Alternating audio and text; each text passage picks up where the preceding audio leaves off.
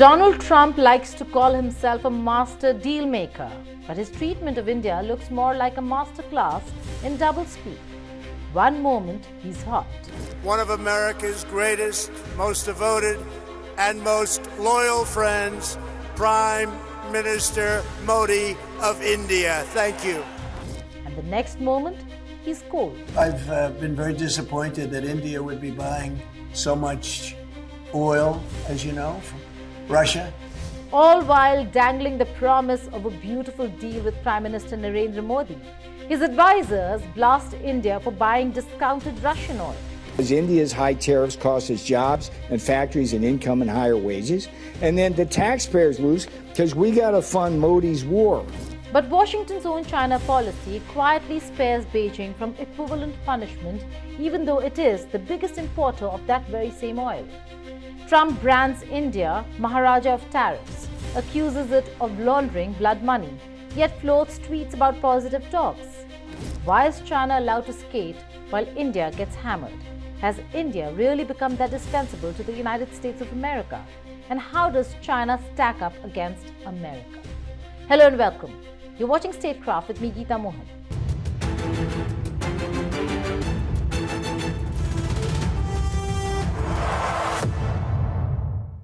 Summer of 2025 exposed the pattern. Trump imposed sweeping tariffs on Indian textiles, jewelry, footwear, and chemicals under the banner of squeezing Putin, while Navarro called India a Kremlin laundromat and warned of consequences if New Delhi didn't come around. But at the very same time, the administration eased restrictions on US semiconductor sales to China, delayed new penalties on Beijing's Russian oil trade, and spoke of productive talks with Xi Jinping. The world's two biggest importers of Russian crude were treated like opposites. Is this principle, or is it pure political calculation dressed up as foreign policy?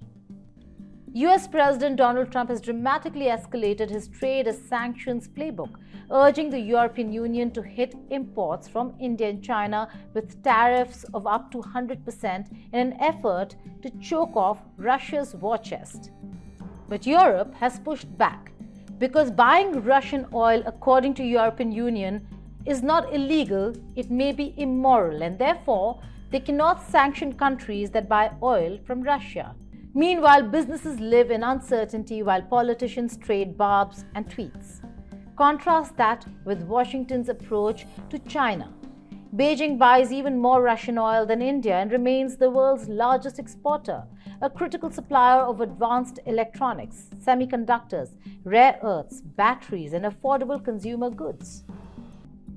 So why has India become the easier target? Scale and integration matter.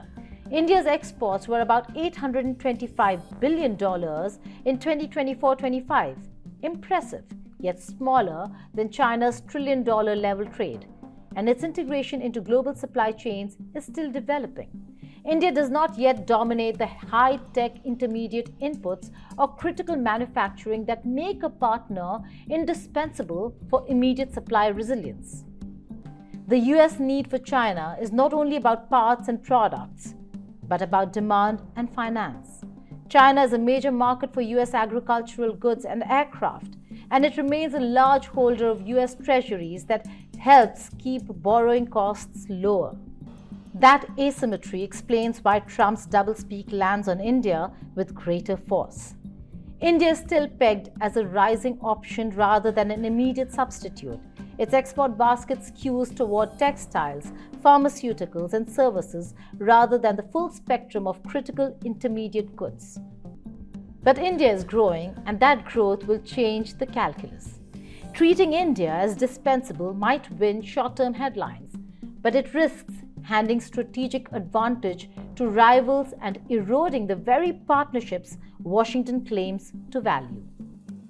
The question for both capitals is whether they learn before the costs deepen and whether India accepts being a beatable target or insists on being treated like the strategic partner it is becoming. Thank you for watching Statecraft.